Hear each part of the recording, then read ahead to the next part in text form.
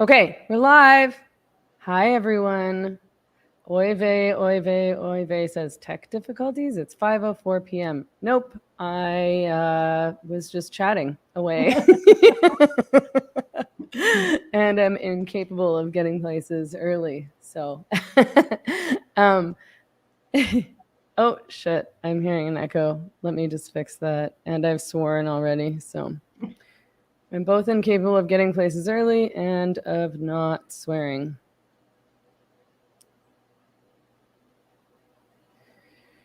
Oh, Lord.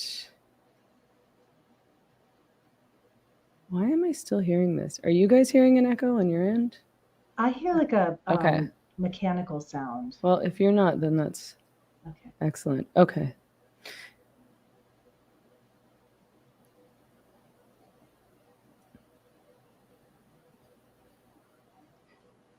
Okay. Well, we're here. And I am, of course, Meghan Murphy. I'm here with Mary Lou, who, if you've watched this stream before, you're familiar with. And Kara Dansky is joining us today, who is president of WDI USA and the author of, sorry, I know I seem distracted. It's because I keep hearing this thing in the background, which I'm going to address right now. Sorry, just give me a sec here. Why don't you introduce yourself a little more, Kara Dansky, while I'm figuring out my tech issues that are driving me crazy over here. Okay, happy to. Hi, my name is Kara Dansky. I'm the president of the U.S. chapter of Women's Declaration International. WDI globally stands for the Declaration on Women's Sex-Based Rights. We're a global organization of volunteer women who are absolutely dedicated to protecting the sex-based rights of women and girls. The U.S. chapter is working really hard to protect women and girls in the United States by any means necessary. And we are deploying all of our weapons, including legal, by which I refer to briefs that we're in the process of filing, policy, by which I mean legislating, submitting testimony at the state level and the federal level on legislation, and on the ground. So we are working very hard to secure rights for women and girls as a sex class throughout the United States. Awesome. Okay. I was just hearing an echo and it was distracting me to the point that I couldn't focus. So I have resolved that and I'm back. Thank you for that, Kara. And again, thank you for your time. It's later there than it is for the rest of us over here. So thanks for staying up. Anyone who is watching on YouTube, if you do have questions, please use the live chat. Preferably use the super chat so that I see your questions. I do try to keep a little bit of an eye on the live chat, but I can't follow it super closely because it moves too quickly and I'm trying to focus on the conversation at hand. So if you for sure want me to see a question, it's an important thing for you to say. Please use the super chat. And if you're watching on Twitter, that's great, but I'm not paying attention to anything you're saying. Don't forget to like and subscribe, of course, so that you don't miss future streams. And I believe that I've linked to all of Kara's socials and linked to WDI USA in the notes. I've linked to Mary Lou's Substack. Mary Lou's new podcast is How I Healed. You should all check it out. That's linked to down below as well.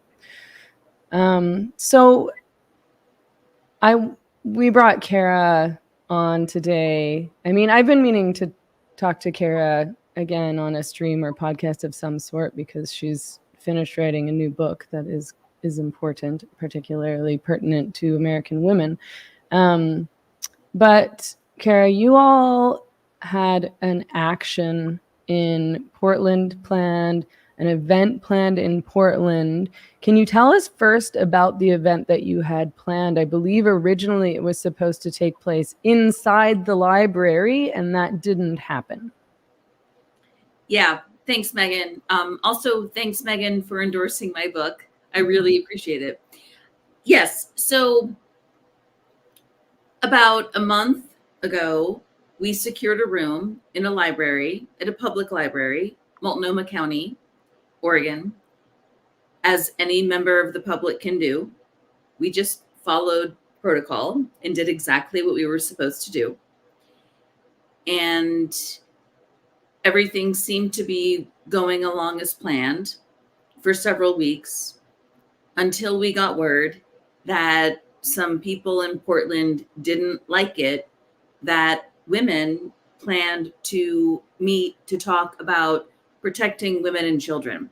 That was the title of our meeting, Protecting Women and Children. And that's what we intended to talk about.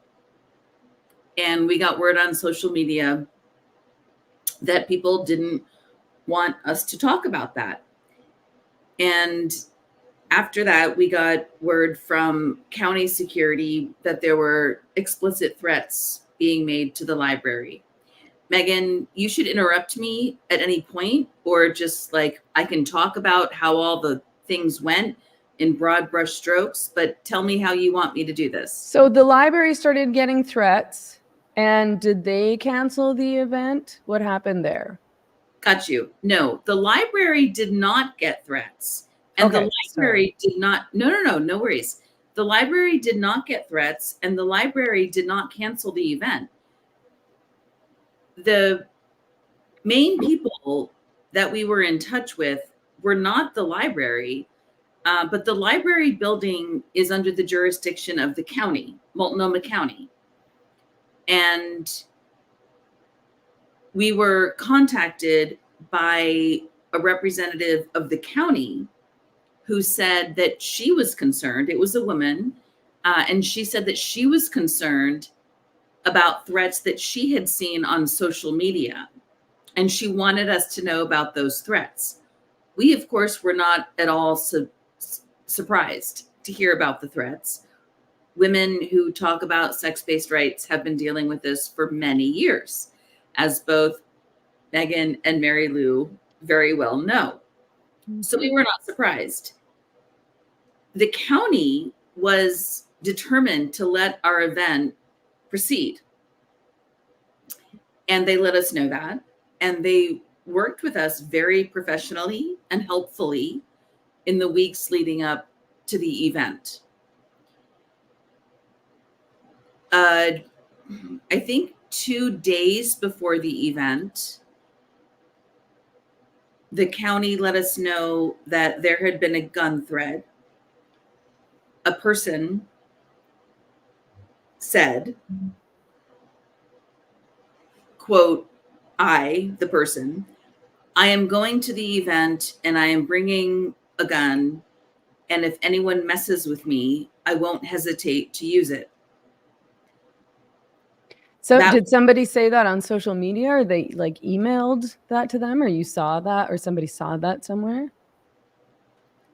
That was reported to the library. Okay. And they contacted us to let us know that that had happened.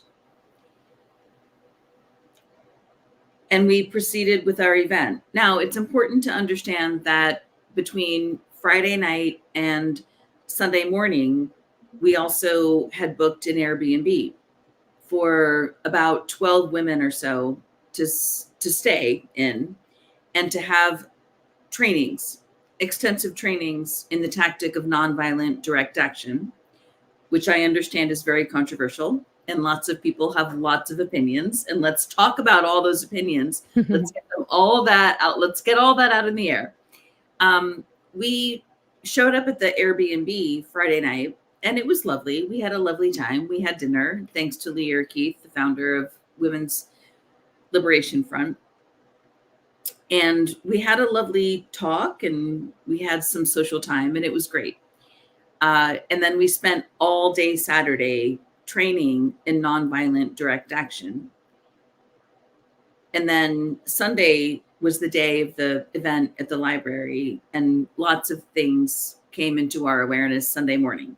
I can talk about that, or I can pause if you want to have questions or conversation about that. Do you have any questions, Mary Lou? Yeah, I had heard that that they'd somehow found out where you were staying, that the opposition, and that there was property damage to the women's vehicles that was discovered. Okay, can you tell us about that and how these terrorist men found out where the women were staying? Yeah, we don't know exactly who, but at some point during the planning of the weekend, someone managed to access our planning calls.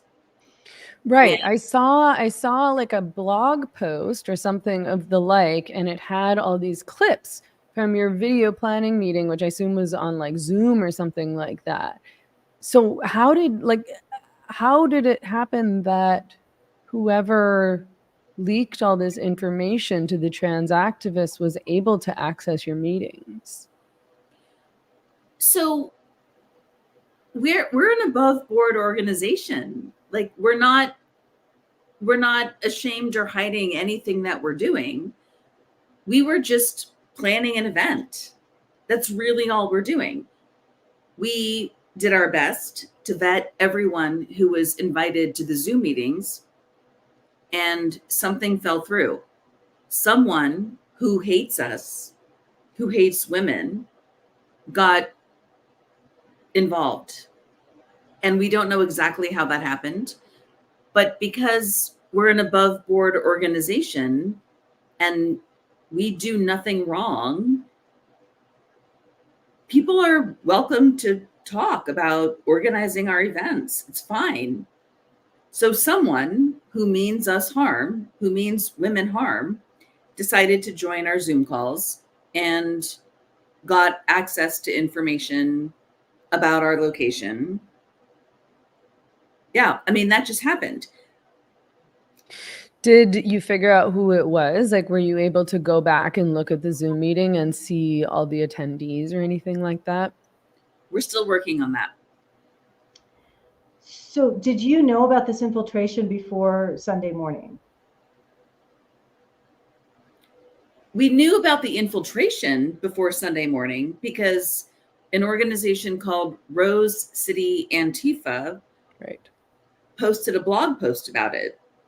They said very publicly that they had joined our Zoom meeting, and they posted links, as Meghan said, links to our Zoom meeting. They posted documents that were relevant to our planning. So we knew that they had infiltrated, but infiltrated is a strange word because we're not a private. Like, was the meeting publicly accessible? No. The meeting is not publicly accessible. The meeting, it's a planning meeting for people who are organizing an event. Like, to me, it's a little bit like, this is going to seem off topic, but it's also relevant. Mother Jones posted a thing. I don't want to spend a lot of time on this, but just to say, Mother Jones posted a thing earlier this year about a quote secret group that was designed to, like, I forget exactly what the title was, but the secret group was just a bunch of people emailing each other. Mm-hmm. Like, it's insane. People are allowed to organize. People are allowed to email each other. This is all protected activity.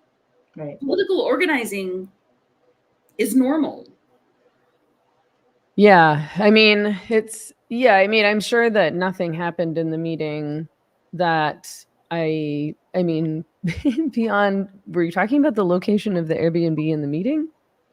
I was going to say, I'm sure that nothing happened in the meeting that you wouldn't want public, but actually presumably you would want the location of the Airbnb not to be public. I actually don't have the answer to that question, Meghan, because I was not in the meeting where the video. Oh, okay. So I don't know myself personally.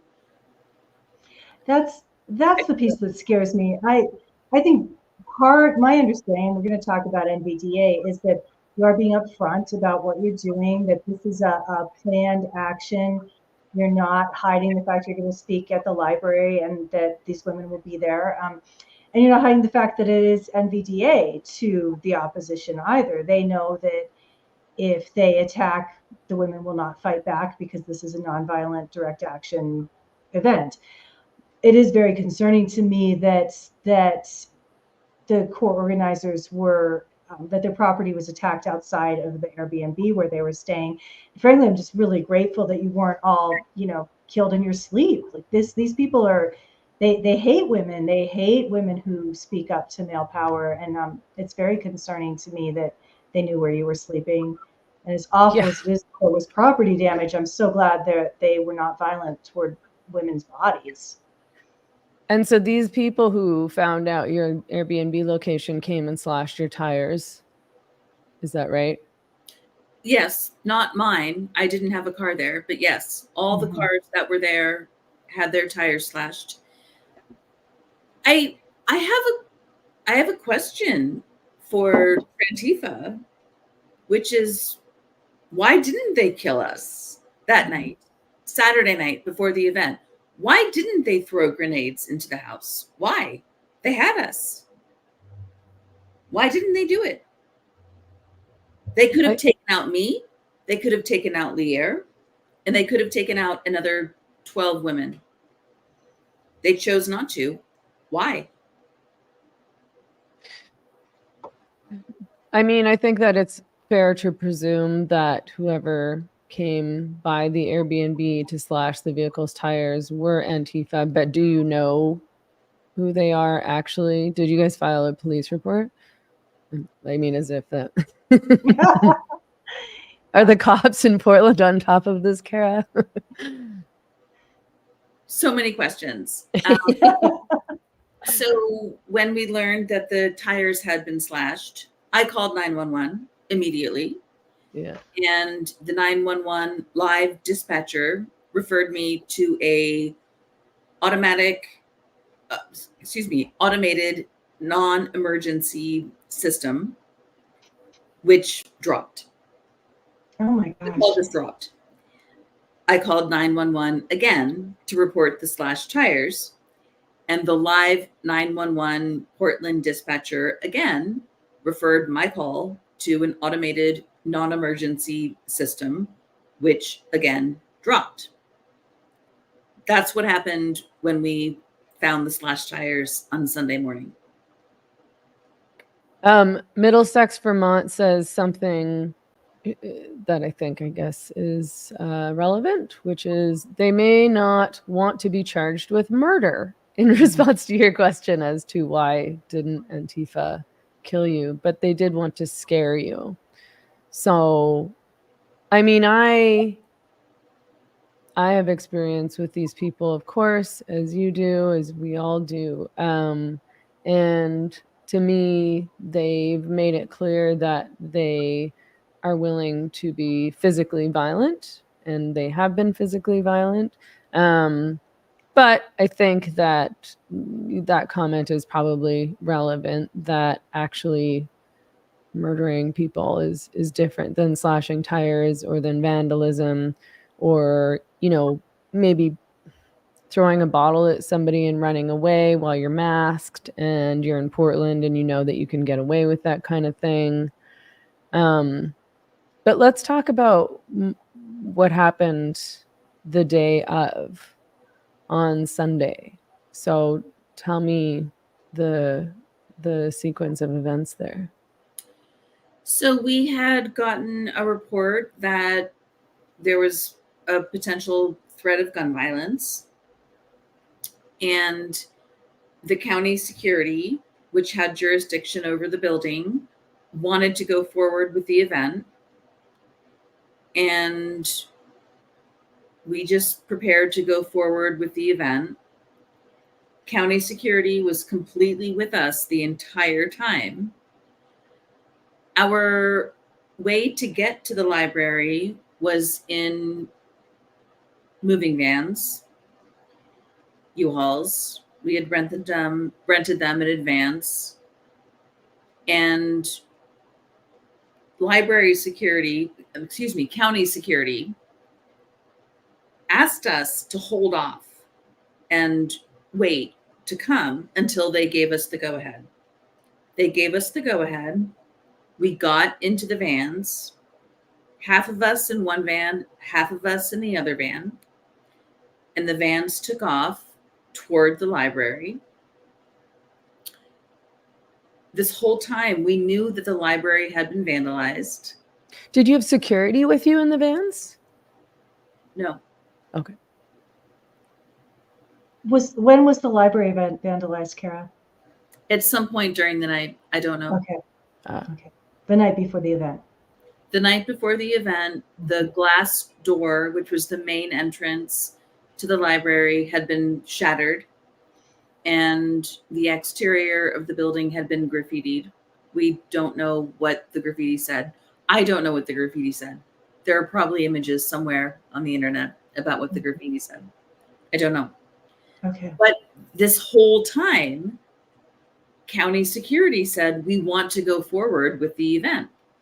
However, after the library entrance was shattered and the library building was graffitied, the library made the decision to close the library to the public. Mm-hmm. So it was closed to the public, but they still were telling us that they wanted our meeting to go forward. So we were in agreement with that. Okay, let's go forward with our speech. Women speaking for women and girls. So we got into the vans and we set off toward the library.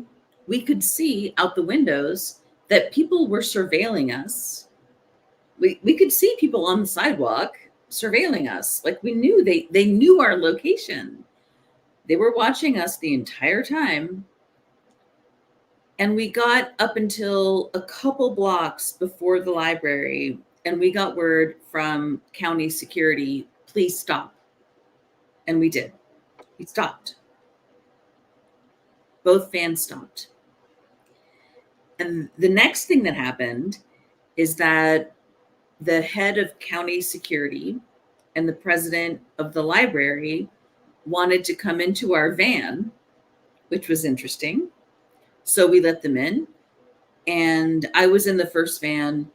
All the women in the second van came into the first van. So at that point, we're all literally in the back of a moving van. And by we all, I mean the 10 women who were planning to speak, as well as the head of county security and the president of the library, were inside the back of a moving van.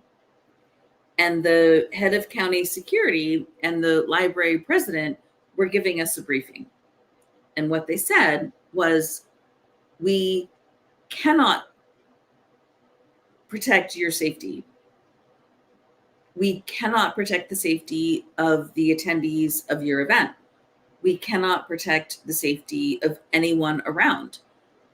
They further informed us there was an elderly living facility above the library, and they said, we cannot protect the safety of the elderly people living above the library. They further told us there's a coffee shop next to the library joining it. People are just out there having their Sunday coffee. We cannot guarantee their safety either.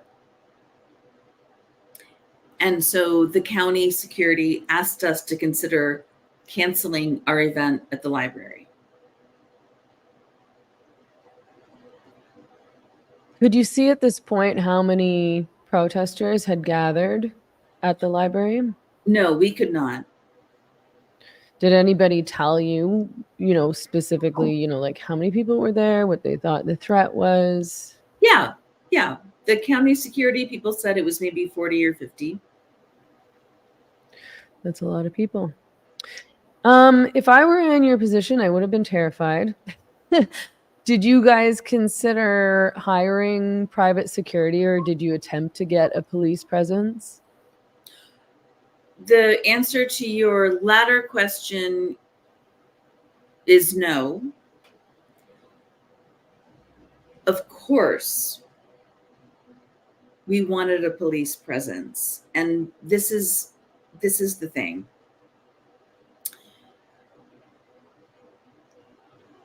I asked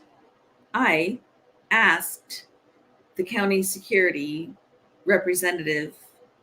She said, I have a Portland police sergeant on speed dial.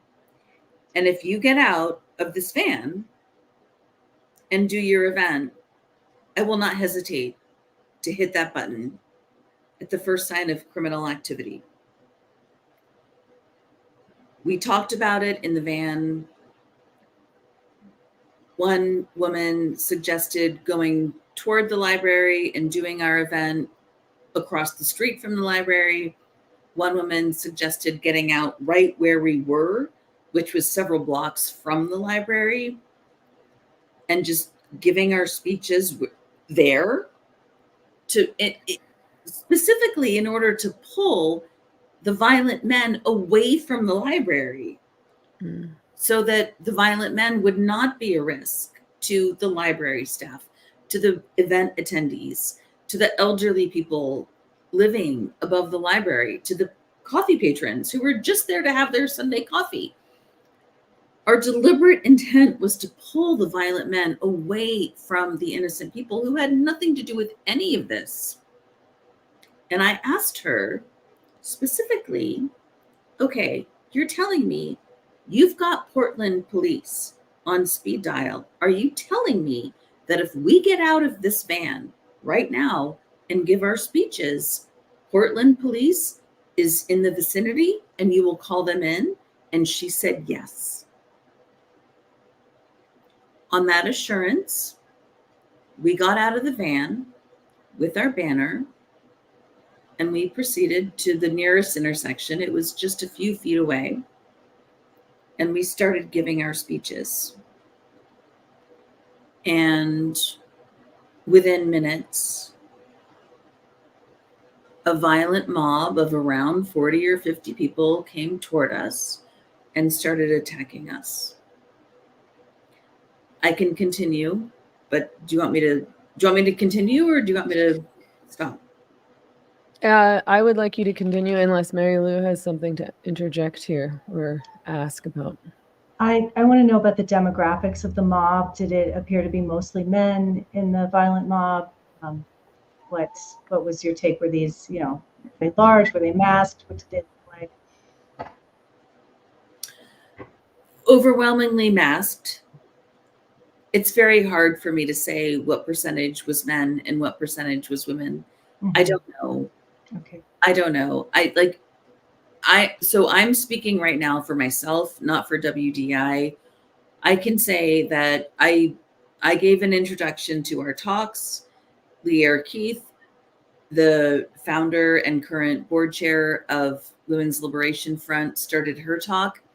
And at about halfway through her talk, this incredibly violent mob just advanced on us. And they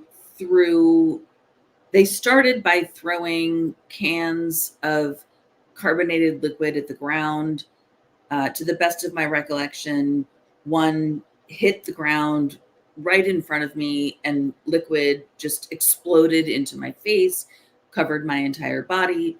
I could tell that the women in our action were starting to walk backwards a little bit. So I just put myself right in front of it.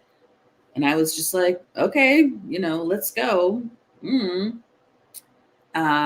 Someone sprayed something in my eyes. I will never know what that was, but it wasn't terribly painful. The immediate impact was painful because when you get something sprayed into your eye, that's a painful thing. But the pain that I experienced was just the pain of the impact. It was not poison. Other women, what I didn't know is that other women behind me were being viciously attacked so much more than I was. I just didn't know. If I could do it again, I would probably do it differently. I didn't know that my sisters were being tear gassed so viciously and punched. And when they fell to the ground, they were being kicked. I just didn't know. I was just standing there. Well, what could you have done? I mean, I suppose you can try to intervene, but it sounds like you guys were way outnumbered and that they were attacking all of you and that there was no protection. There was no one there to protect you.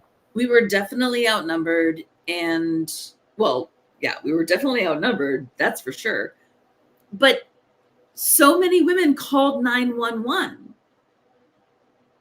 So many women called 911, and Portland dispatchers must have heard the screams of the women on the street. They must have heard it. Women were screaming. They were being punched and kicked and tear gassed. It was awful. It was absolutely awful. There's no way that 911 did not hear that live. Yeah, I mean, it's unfortunately not surprising to me that the cops in Portland didn't do anything, because at this point, the reputation of the cops in Portland is that they don't do anything. And it's not just Portland, and I'm sure you have stories like this as well. We have stories like this as well. When I was in Nanaimo doing an event in September, we were trying to get a hold of the RCMP for weeks and weeks and weeks leading up to the event, and, pleading with them, trying to get them to understand that they needed to come, not to protect us, because, screw us. And, we did hire private security. I always hire private security because I'm scared of these kinds of things happening, but to protect the building, to protect the attendees coming in and out, to keep the sidewalks clear, that kind of thing. And it was impossible. They just wouldn't. And yeah, so it's unfortunate that the cops in certain places, I've had positive experiences with the cops in certain cities, and experiences like, what you're talking about right now in other cities. Have you heard anything from the cops since, or did they ever show up? Did you ever make contact? Yeah, they did eventually, but I want to be very clear about this. Several women on the ground called 911 while there was an active assault on women going on in the streets of Portland, and Portland police did nothing in the moment. They left us. They just left us it's just horrifying and disgusting what happened to the women. And I just want to say again, most of it didn't happen to me. I was not very much injured, but so many women were. Leah Keith, Melinda Hughes, a woman named Holiday, and a woman named Cass got so injured, they were blinded. They were literally blinded and in excruciating pain. And women were hit to the ground and kicked while they were on the ground. I don't know why none of this happened to me, but it didn't. But it happened to other women. And we all managed somehow to get, and Portland police did nothing. They knew this was happening to us in real time. They knew this was happening. They did nothing. We eventually made our way to a store, and we made our way through the store and got the vans. Portland police eventually showed up at the house and took our statements hours after this completely brutal assault on women. Yes, they eventually came and took our statements. Kara, as a constitutional lawyer, is this a civil rights violation on the part of the Portland police for not protecting your civil rights? It's complicated, Mary Lou. That's what lawyers always say to whatever question I ask. We're so annoying. We're so annoying. I know. We're talking with lawyers who are more expert in this topic than I am. Okay. So how did you get away? We had U-Haul vans And drivers, presumably. and drivers, yes. And although about half of us had our phones stolen during the vicious attack, there was one woman who was in close contact with the drivers, and she was very careful to protect her phone. And she contacted the drivers as soon as we were leaving the Whole Foods. And the drivers showed up and we just got out.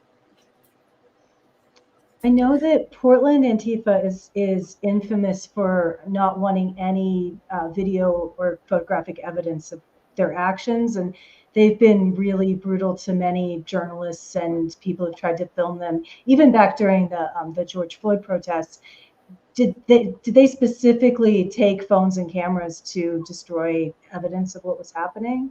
Of course. Of course, that's exactly what happened. And so many women lost their phones. And like, this is so important. Of course, the most important thing is that Trantifa wanted to not have video of what was going on, but also like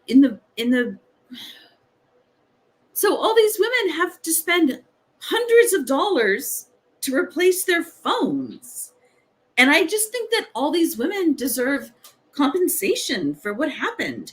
All the women whose tires were slashed and who had to spend their own money on AAA to replace their tires, all the women whose phones were taken, like, we deserve compensation. Not me. Like, I'm fine. Not WDI as an organization, but all these individual women who have to put out all this money to replace their phones, to replace their tires, to deal with AAA towing their cars. Why should they have to pay money? Like, the women didn't do anything wrong. None of us did anything wrong.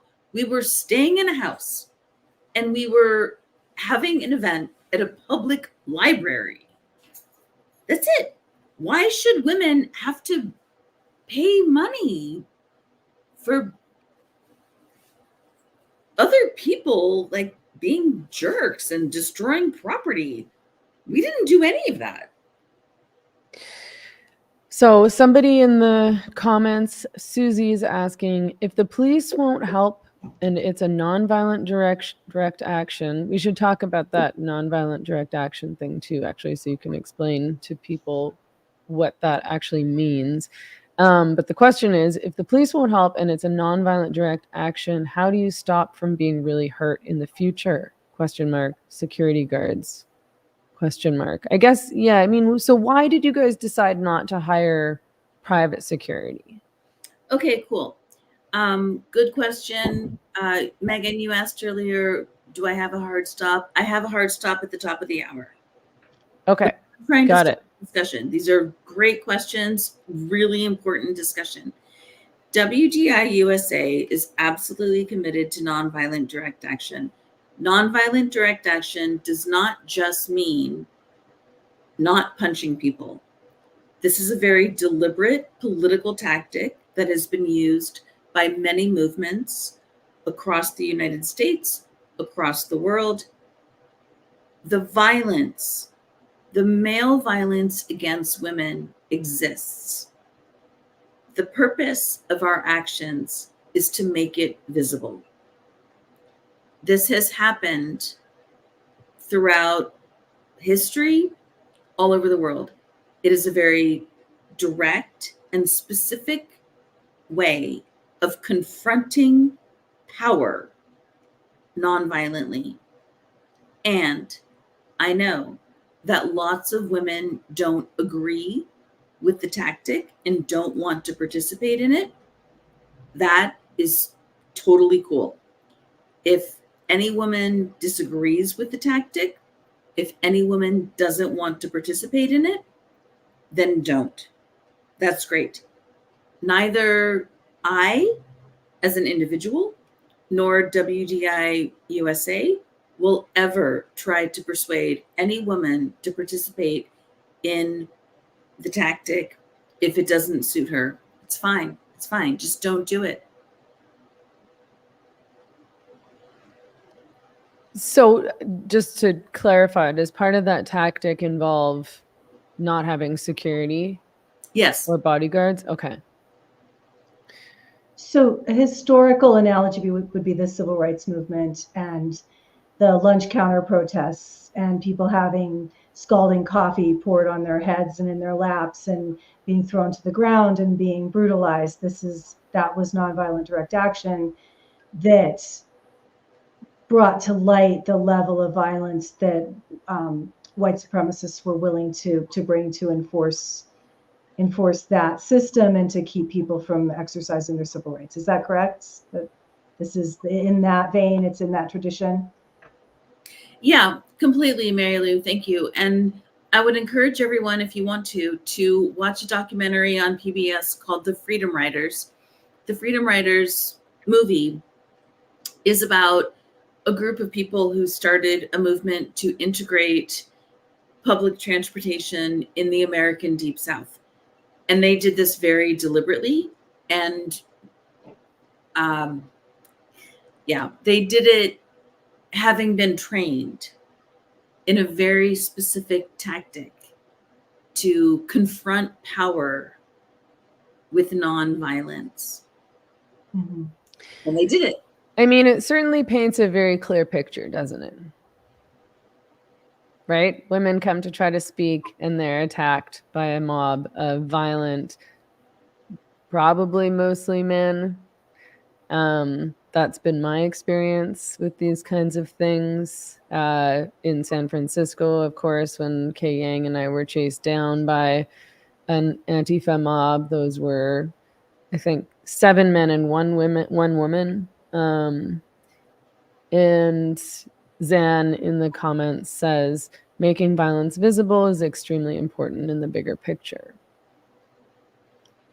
So what we are doing with our nonviolent direct action tactics is calculated and deliberate.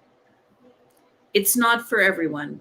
If you don't like it, that's totally fine. I know there are many women who don't like what we're doing. I know that. I get it. That's fine. Just don't participate. It's totally cool. I don't necessarily not like what you're doing. It's more that I would be too scared to do that. Like I support a diversity of tactics. So I support women coming at this in different ways, and I support WDI and I support Wolf. And I'm not opposed to your tactics. I personally wouldn't do that, but it doesn't mean that I oppose your tactics. But of course, I have seen controversy online around that choice. So I'm aware that there's a controversy. But yeah, for me, it's just I wouldn't choose that for me. But it doesn't mean that I don't think that you all should do that. I do have a couple questions from Patreon that I did want to talk about. If we have about 10 more minutes, unless Mary Lou, you have something to add before I move on to those. I would love to sometime just have a talk about NVDA, like when we have a whole hour to talk about that. It's been fascinating to me to watch the very strong reaction against this tactic and people saying things where they're really not understanding what's happening here. And my understanding is they don't understand when they say Leah and Kara are putting women's lives at risk, or even people saying they're provoking violence by exercising their civil rights. They usually don't say that second half of the sentence there. I think it's fascinating to me just how controversial it is. It makes me wonder if historically it was this controversial the civil rights movement, people were killed. People were brutalized. That it was really clear how dangerous that was. And I wonder if there was this level of controversy within different factions of the civil rights movement about this tactic. Well, and even the suffragettes, right? I mean, there was a woman that died, and those women were attacked also. Of course, those women didn't have any protection when they went out onto the streets to demand voting rights. People, I think of the suffragettes as kind of quaint, and of course, third wavers, and the younger leftists, I think, write off the suffragettes as rich, prissy white ladies who, oh, they got the vote, no big deal, right? I mean, no big deal. But those women fought for decades and decades and decades, and certainly were attacked, and certainly were out in the streets and were vulnerable. But anyway, go on. All of the women there were aware of what NVDA is. My understanding is they all had participated in multiple trainings about not just the logistics of the way this action was going to go down, but about the history and philosophy of this particular tactic. Is that true, Kara? Yeah, absolutely. Yes, absolutely, Mary Lou. And we haven't really talked very much about the need to get a security detail, which we eventually did. But once we eventually got a security detail on the house, every single one of the women who participated in the action, including all of the women who had been so violently assaulted, who had been so hurt, I'm sorry. I just hate thinking about the women and the images that all of the women who got really hurt. Once we got private security on the house, we could all relax a little bit, and we ate, we talked, we sang, we laughed.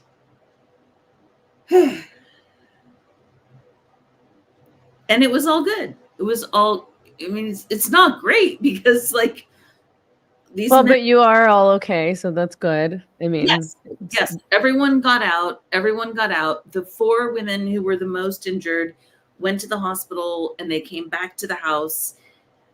And by that point, we'd gotten a private security detail, and so we were all good. Yeah. I just want to address something I keep seeing coming up in the comments and what I've seen online with the heated discussions about this action. Is people keep saying, well, why does Kara seem shocked? These women knew this would happen. And I'm sitting with my own reaction, but to me that seems very similar to saying, see what you made him do. If you ladies would have just stayed in line and followed the rules, these men wouldn't have been violence.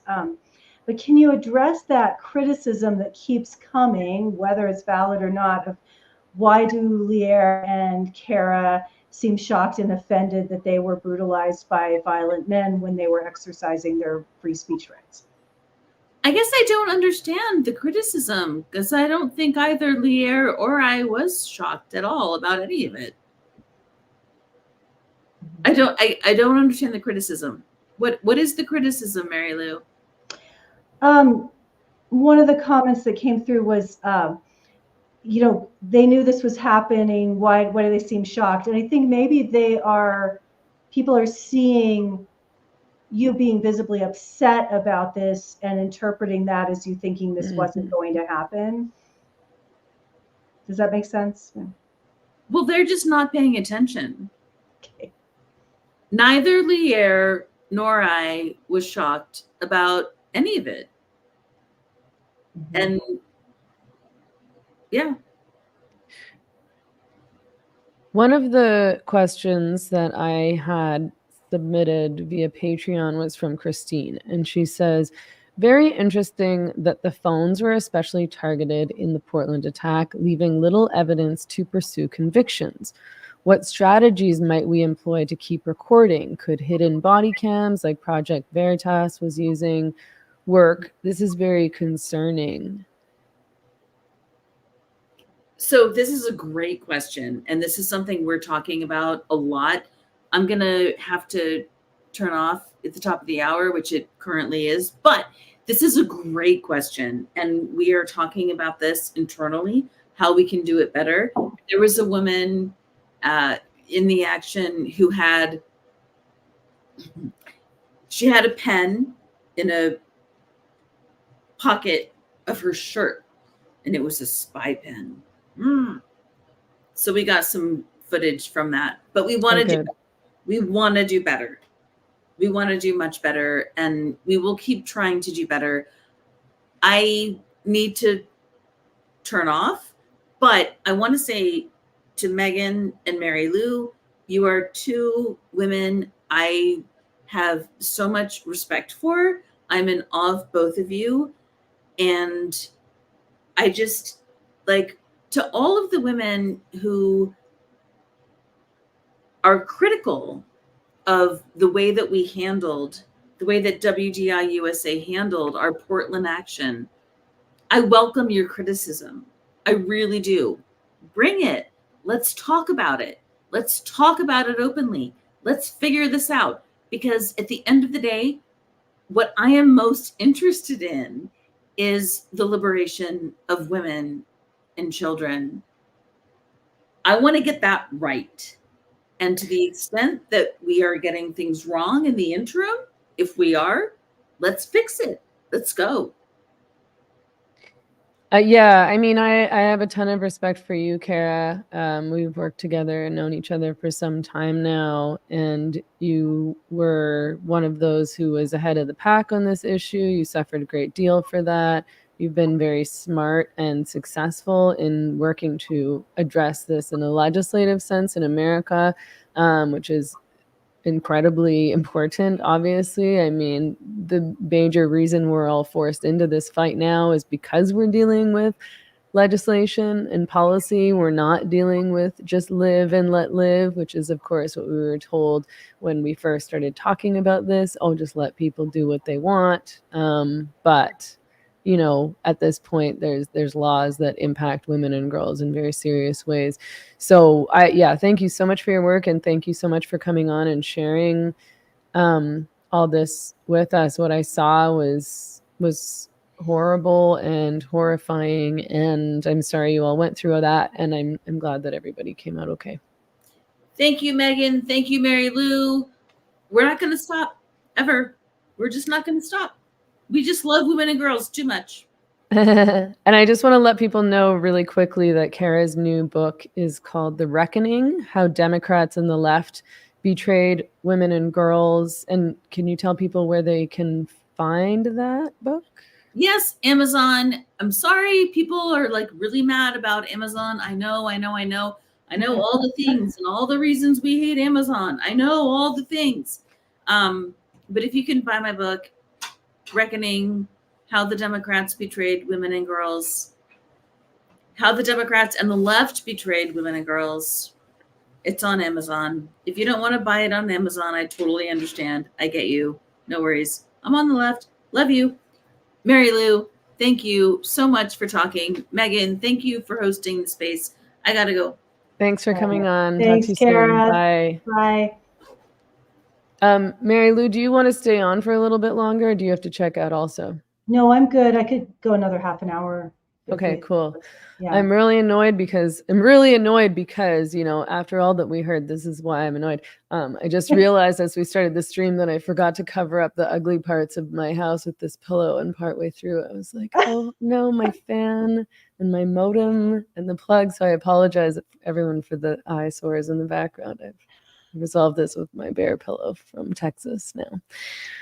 I think I'm really annoyed because could be the title of a lot of oh, it's endless. That would probably be my favorite podcast. I don't know if you have anything that you want to add after all that we heard. There's a couple things that I wanted to try to talk about a little bit, but Well, I'm, really proud of Kara and Leah and all the women who showed up for being so brave. And I just want to say that I really trust what rises up in women, and that this is rising up in some of our sisters to fight this threat this way. I really support them. It's not how I want to be fighting right now. I'm not attracted to be on the lines like that and putting my body in a place where I could be attacked. But I am glad these women are doing it. I think it's important.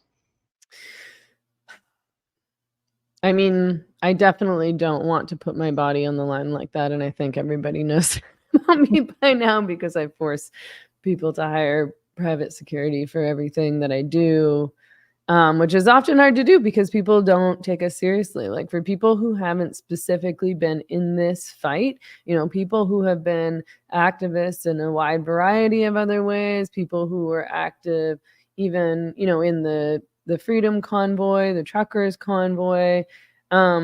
There's all sorts of people that you and I both know who have been activists for a long time in various capacities who never know what to anticipate with regard to this specific issue. I do think we're starting to see this happening within the Gaza-Israel conflict. We're seeing violence happen on the streets. So there might be something about activism that's changing, and something about the left and their eagerness to dehumanize the other side, the bad side. But yeah, I mean, I'm trying to think.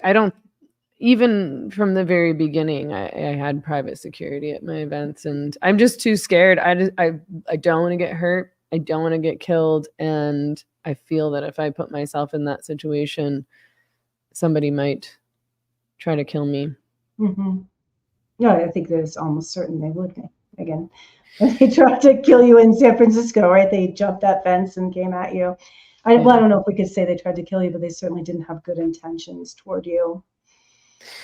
So, yeah, I mean, I don't know that I do have any, I don't have a specific disagreement with women deciding to do something like that, so long as they know what they're going into, which it sounds like they did. Yeah. I just, for anyone, again, probably who missed the very beginning, if you do have questions that you want to ask to us, we'll stay on here for another half an hour. Please use the super chat because I have been able to glance at the live chat, but I can't pay close attention. Also, I appreciate your support. Also, please like and subscribe. We have been trying to do these Where Are All the Women streams semi-regularly. Isabella is not with us today, but will be with us again soon.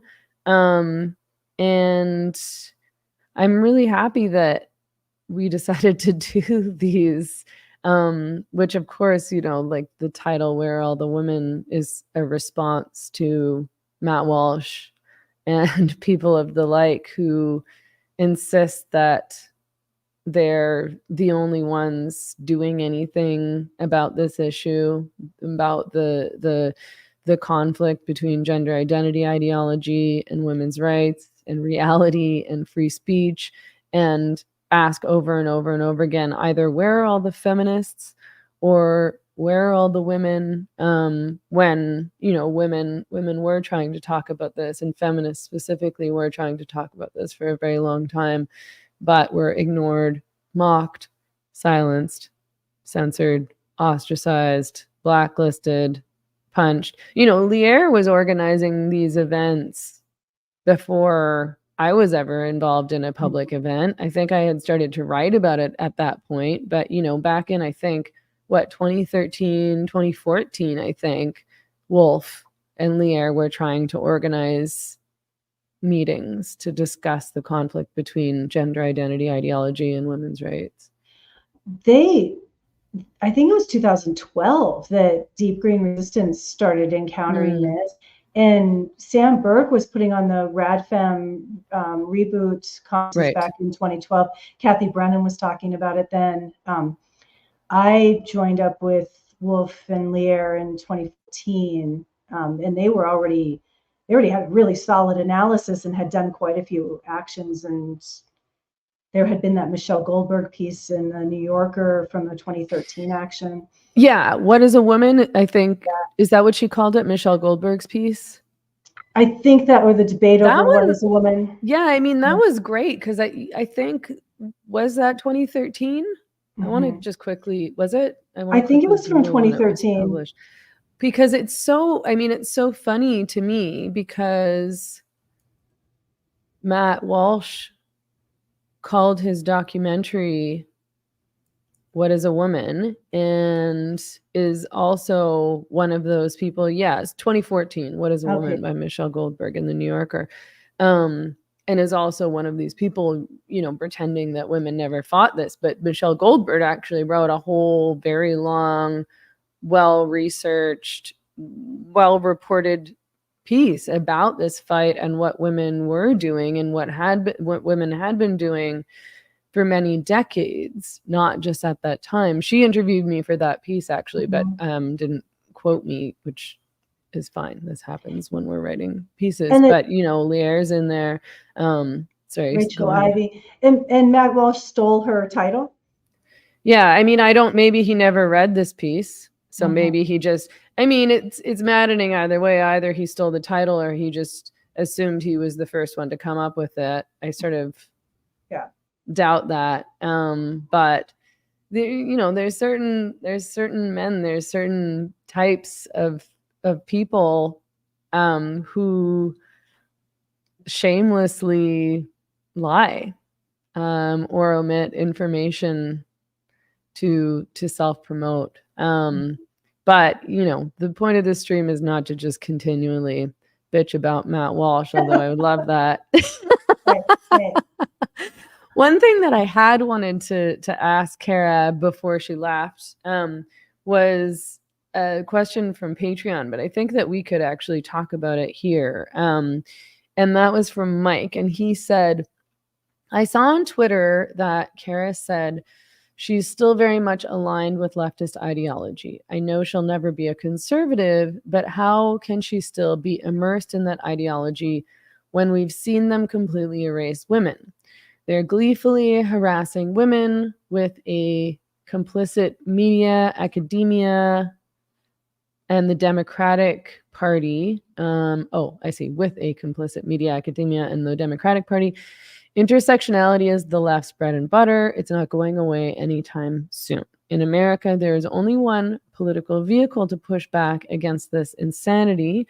You may not like the Republicans, but I think it's crazy to not at least temporarily join them in trying to stop this. So, I mean, obviously we can't speak to Kara's political leanings, but I mean, I think that's an interesting question, in part because I was listening to Blocked and Reported today, which is Katie Herzog's podcast.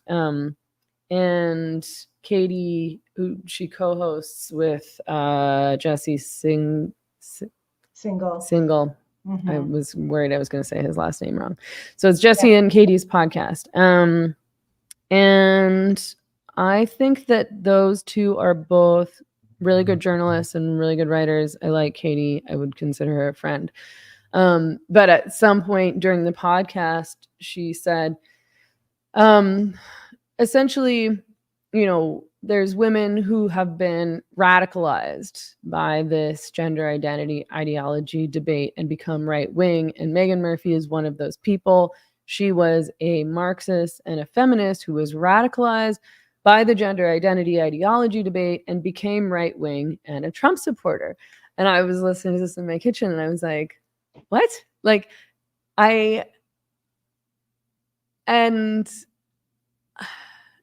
was angry at first.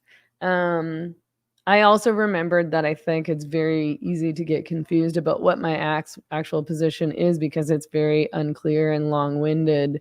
And it's just not a simple position at all. And I have said, you know, given the option, like I've never voted in an American election before because I've never lived in America, though I have American citizenship and Canadian citizenship. And I said that given the option in the last election, I would have voted for Trump over Biden. And that was a view that I came to kind of late in the game. Like it was probably only a month or two ahead of the actual election that all of a sudden I was like, oh no, of course I would vote for Trump, which to me is not the same thing as being a Trump supporter. I also came to the view, of course, that I thought that, yeah, Trump would be much better than any of these Democratic candidates. I would never vote Democrat, just like I would never vote NDP and I would never vote Liberal. I'm never, ever going to vote for a party that pretends not to know what a woman is. But I'm not, it's not like I'm a Trump lover. I think he's an asshole. I think he's a misogynist. I think he comes at everything ego first. I don't know the guy, so I shouldn't make a whole bunch of personal character judgments or assumptions. But, it's not, oh, I love Trump, I think he's great. But given those options, of course, I would vote for Trump. I would rather have different options. I would rather vote for Tulsi. I would, at this point, like to vote for Robert F. Kennedy Jr. I really liked Andrew Yang. But it's not like to call me a Trump supporter. I was like, I'm not a Trump supporter. And then I was like, okay, well, maybe that's what she means by a Trump supporter. And that's what people mean when you say, I would vote for Trump, is like, okay, you're a Trump supporter. I don't see things that way. And I'm certainly not right wing. And I've never said that I'm right wing. I'm sure that I hold some right wing positions now. I'm not left wing. I think I have a lot more libertarian positions than I used to. I'm not a libertarian. I disagree with other libertarian positions.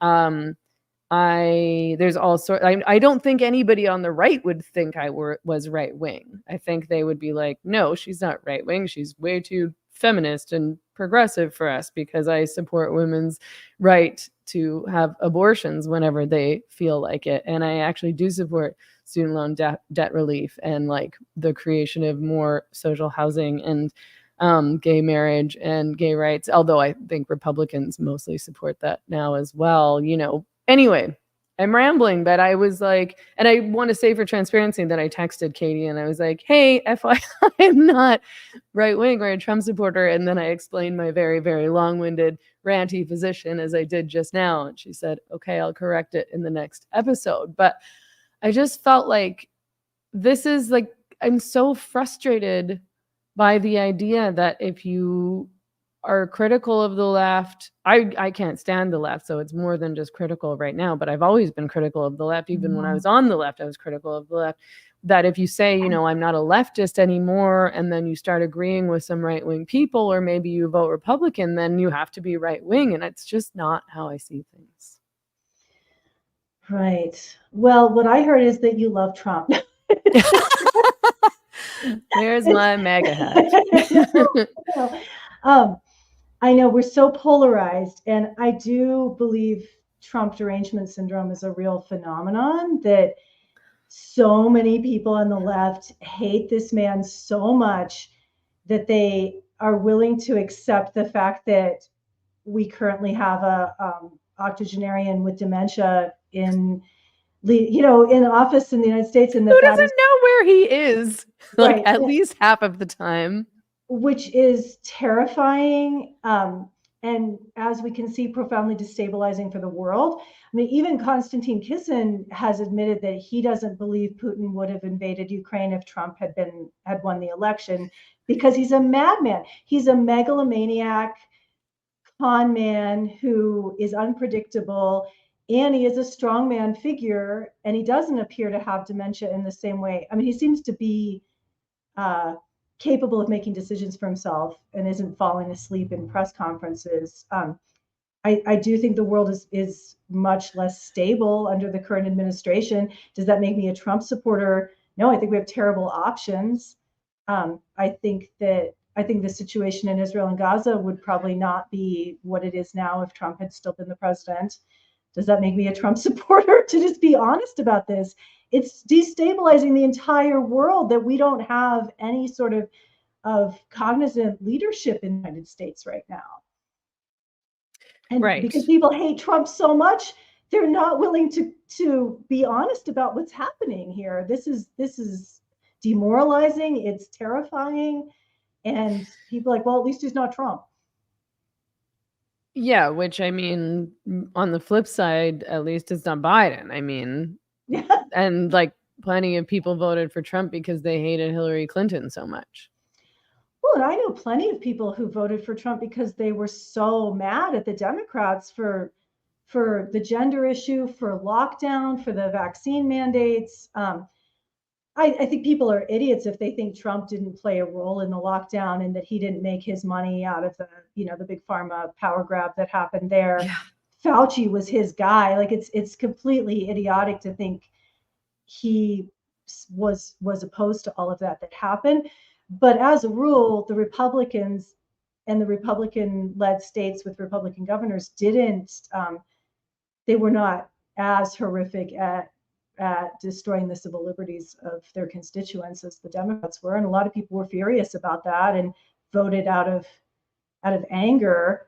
I mean, I saw a woman, this looked like a working class woman, with a shirt that said Trump 2020 because fuck you again. Like these people are mad at the Democrats. That's why they're voting for him, because they know it makes Democrats mad. So it's so beyond nuanced. It's crazy what's going on.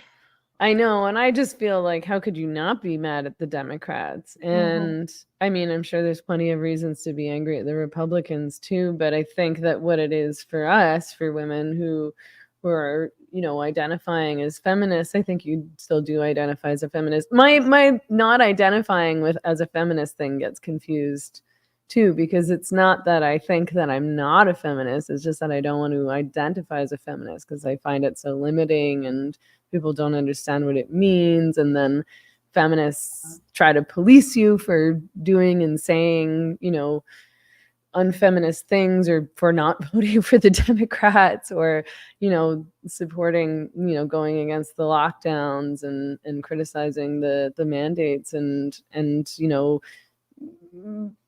not picking the right side in the Gaza-Israel conflict, and like such a wide variety of things. But yeah, I can't, I feel like I can't sell myself out. I mean, there's a whole lot of reasons to hate the Democrats, but if you're a woman, women will often treat voting for any party that isn't Democrat like a vote against women, and I see it in the opposite way. And it's not that I think, because I'm voting Republican or conservative or whatever, I'm voting for the women's party, but I'm not going to vote against myself. I'm not going to vote for parties that are supportive of policy and legislation that nullifies women's rights and doesn't care about the safety of women and girls, and again pretends it's like insulting myself.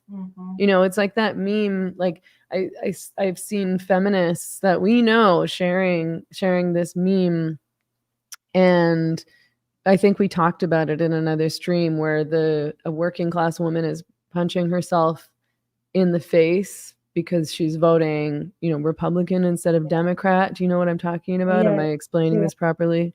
Right. And that they really believe one party is better than the other. I don't know, Meghan, I'm just so far beyond labels at this point. When people ask me what my politics are, to myself, I would describe my politics as I'm an anarchist with a Marxist analysis of power structures. Well, what does that mean? That just sounds, for one thing, it sounds really stupid. It sounds like I'm going to get a mohawk and start throwing Molotov cocktails or just, I'm like, I'm angry. So I don't even want to say that anymore. I think about the term free thinker that was used around the time of Emma Goldman, that you were a free thinker. Can we reclaim that? Yeah, that's a great one. I mean, I say that I'm an independent thinker. Same thing. Like, I'm not ascribing to any one end of the political spectrum. You know, to me, it's not partisan politics. You know, No. I'm thinking specifically about issues that are really important to me, like really fundamental, foundational issues, Right. freedom of speech, being able to speak the truth, like seeking truth, even if the truth isn't politically, ideologically popular. Somebody in the live chat just said, Meghan, in the US, that is a contradiction on the abortion issue alone. So I'm not exactly sure. She's saying that you can't vote for the Democrats. She's hearing that you can't vote for the Democrats because they have these anti-woman policies. And I think people are like, oh, but what about abortion and the Republicans? But I never heard you say you were going to vote for the Republicans. I just heard you Well, say. I would probably vote Republican if I was in the US, because I am not voting for a party that pretends to not know what a woman is. But I don't know for sure. I mean, maybe I would just vote for no one because I would hate the candidates equally. That's what I did in Canada for many years, several years, over the past, I don't know, 7 years or something like that. I've stopped voting for a while and then voted for some independents, voted for the People's Party of Canada, you know. But I think, I mean, I brought up that meme of the woman punching herself in the face because I feel that's how it would feel to me to vote NDP or to vote for the Liberal Party or to vote for the Democrats. I feel like I'd be punching myself in the face. Like, why would I vote myself out of existence? Absolutely. And it's not as simple as one side is righteous and holy and the other is evil. And the Democrats have it's not a mistake that the Democrats have taken up this gender issue, that the Democrats forced pregnant women to get experimental GMO tech vaccines that weren't even effective, but potentially have these horrible side effects. These are, to me, like baked into the Democratic Party in the same level that the anti-abortion fanaticism is baked into the Republican Party at this point. Like, people pretending the Democrats are righteous, it makes no sense to me. This is a feature, not a bug. This is who they are. Well, and I learned a lot about the abortion issue and that debate about, you know, do we have to vote for the Democrats because they support women's right to choose? I learned a lot more about that from you, because the position is neither, right? The position isn't it shouldn't. I feel like I'm taking your position, and you can probably explain it better than I, but I feel like it's not the state's business.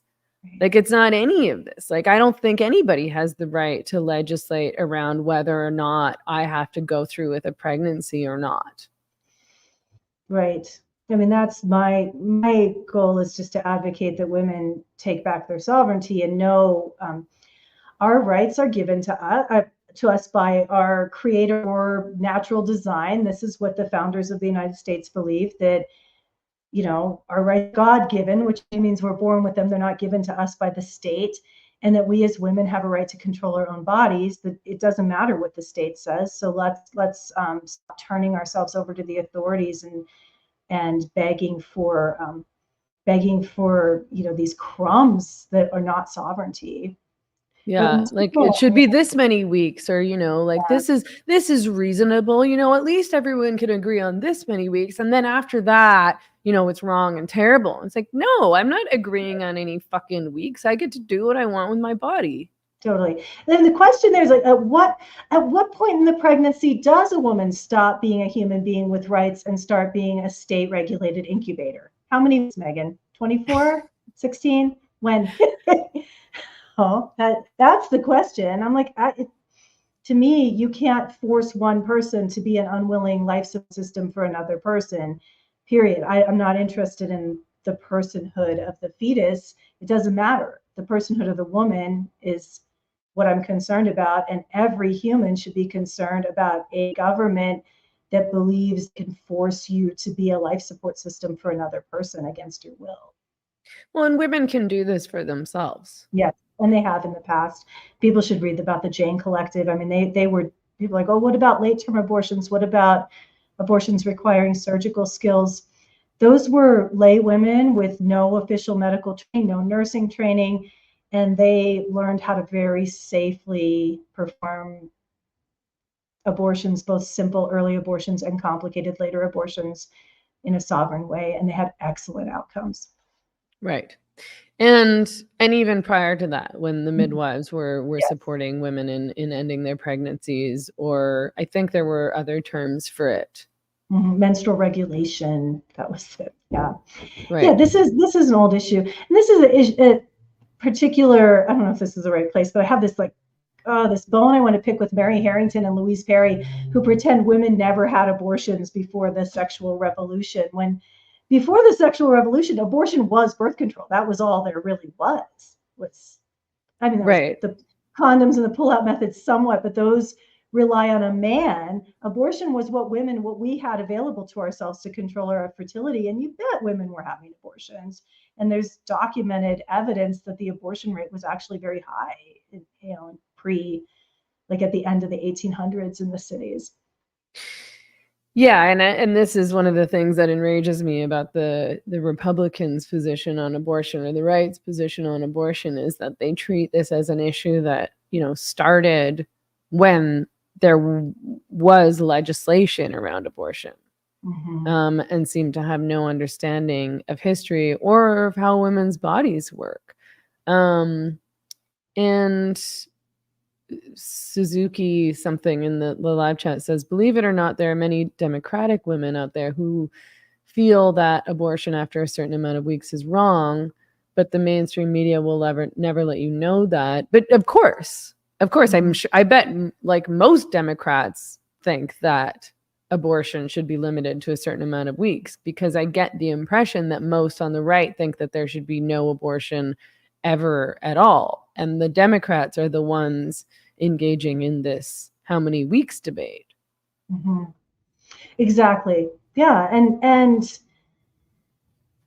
it's distressing. Thinking about late-term abortion is distressing, but any woman who's considering ending a pregnancy at 24 weeks, 30 weeks, somewhere that's considered late, is having a really hard time, and her life has obviously gone to shit. And it is not my place to say, no, your body belongs to the state. You don't have control over your body. You can't end your pregnancy at this late period.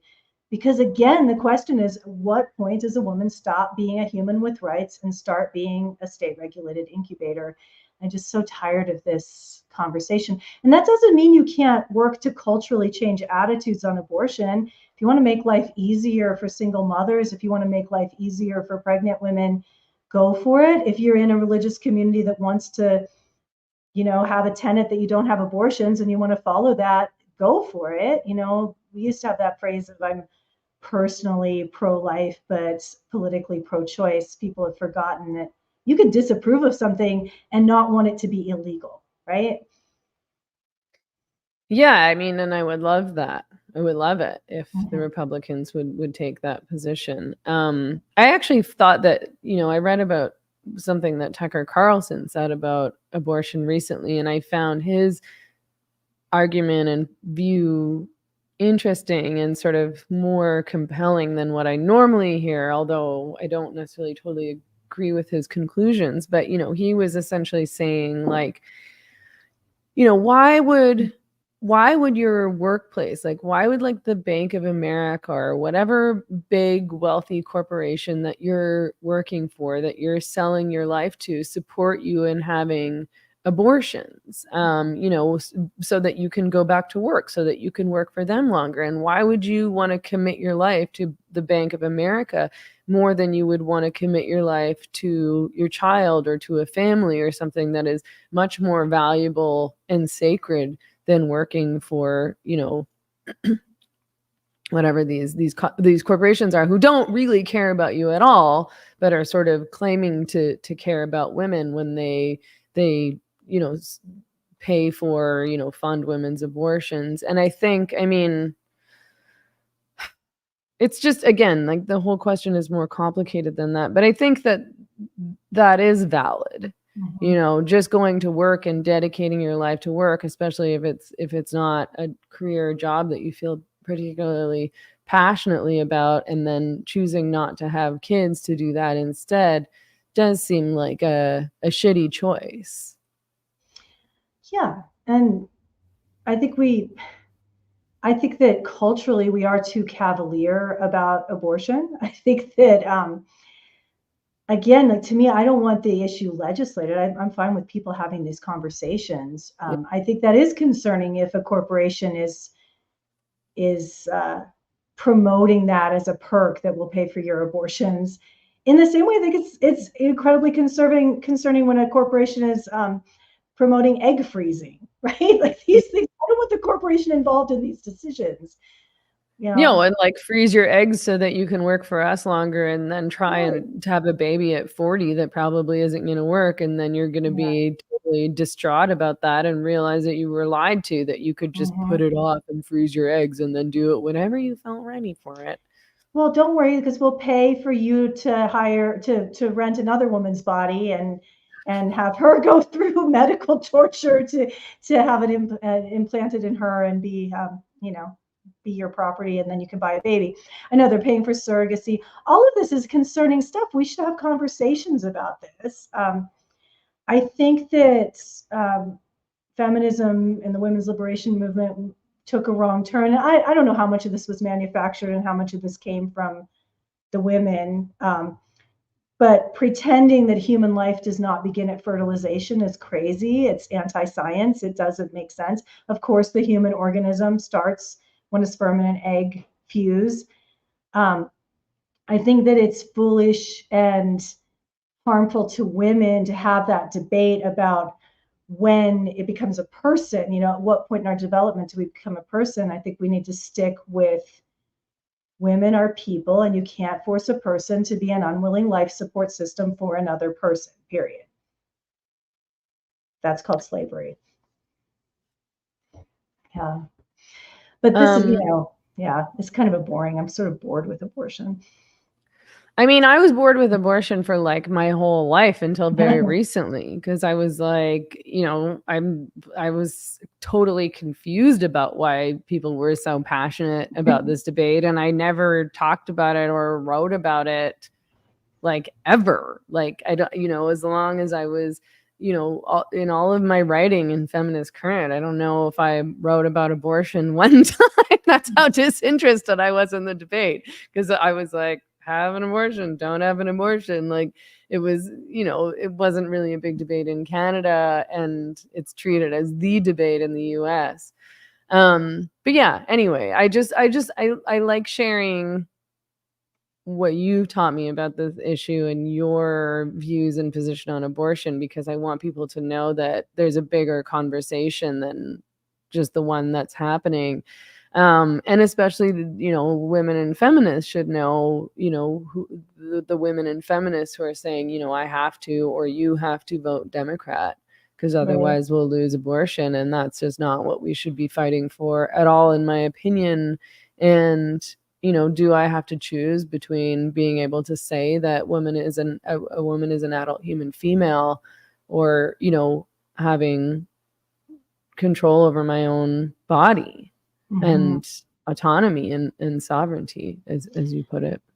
And this is where the anarchist in me comes out, that I feel like Democrats and people loyal to the left are big time statists, and that they believe the government is here to allocate our rights and to take care of us and to manage us.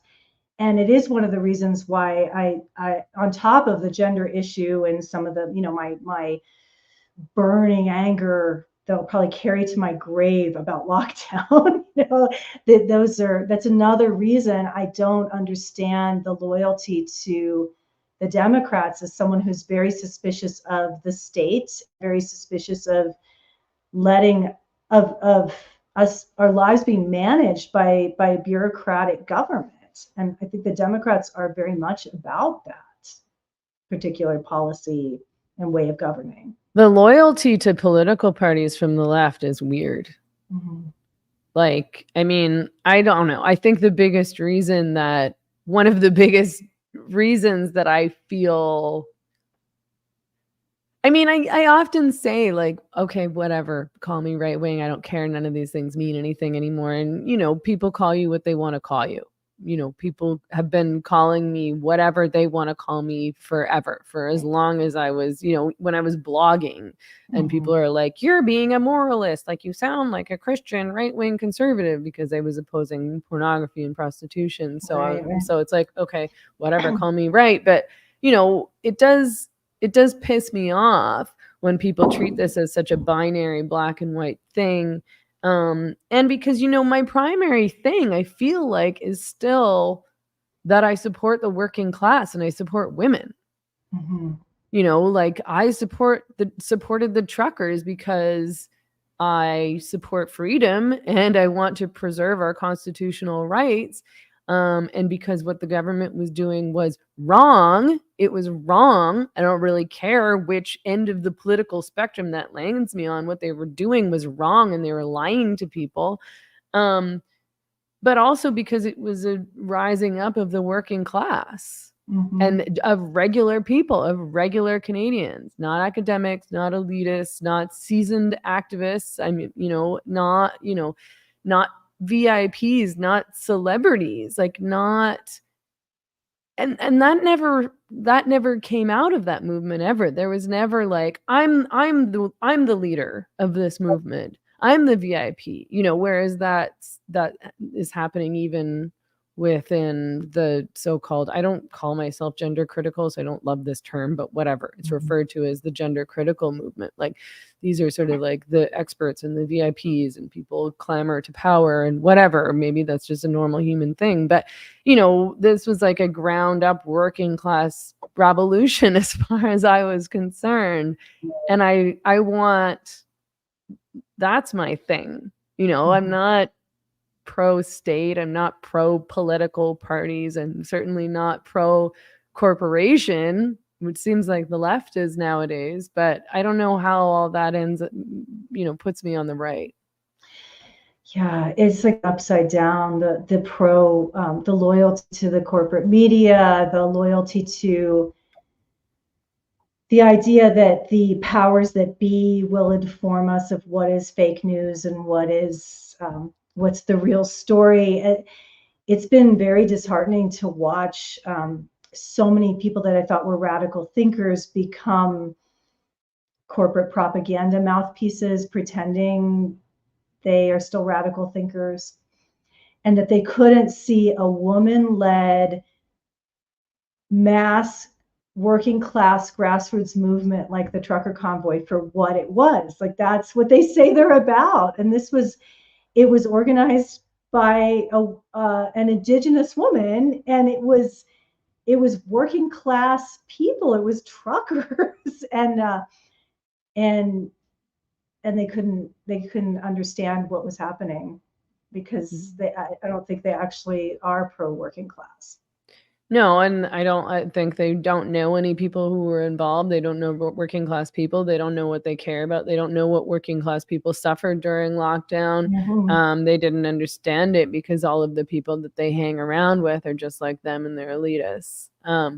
And so they all told each other that these people were Nazis and terrorists and misogynists and whatever other phobes they labeled as. And now all of those exact same people are out on the streets celebrating Hamas, which is actually a terrorist organization, and they're anti-Semitic, and I would definitely call them misogynists, Sharia law and all the rape. Yeah, the Hamas apologists it's a really distressing thing to watch. It's interesting to me to watch how the propaganda has shifted, and the propagandized people, how their rhetoric has changed. I know multiple people that I sometimes argue with online who were calling me a Putin bootlicker. Like, I was like, what does that mean? Like, you're a pro-Trump Putin bootlicker. And now their heads are like they're trying to keep their heads from exploding because Putin supports Hamas, right? This is hard for them. What do I do now? Right. But then it just Brain they just short ignore it. circuits. Right, totally. But then they realized, okay, it never really was connected. It was all just regurgitated propaganda, so it doesn't have to make sense. Yeah, it's a scary time. Yeah, it is. Okay. It's We're here we getting, are. it's getting late for everybody but me. My night's just beginning. This is when my work day starts. It's almost 9 p.m. But yeah, it's great to talk to you. Yeah, as always, thank you for joining me, and thanks everyone for joining us. Thanks everyone for coming. Again, subscribe to the channel so you don't miss our future streams, and don't forget to like the video. Try to force us into the algorithm whether they like it or not. Mary Lou's Substack and podcast and Twitter handle is linked to below in the show notes if you're watching on YouTube. And if you're watching on Twitter, tell people where they can find you, Mary Lou. What am I on Twitter? I think I'm Mary Lou Singleton on Twitter, but I don't know. I don't even know my Twitter, my X handle, Megan. I'm not very active there. Fine, yeah. It's bad. And I'm wearing my Don't Drink the Kool-Aid t-shirt, of course, which you can buy on Teespring, which I've linked to below as well. So I'm probably forgetting to say something. I always forget to say at least one thing, usually more things. Thanks everyone for tuning in, and we hope to see you next time. Thanks, everybody.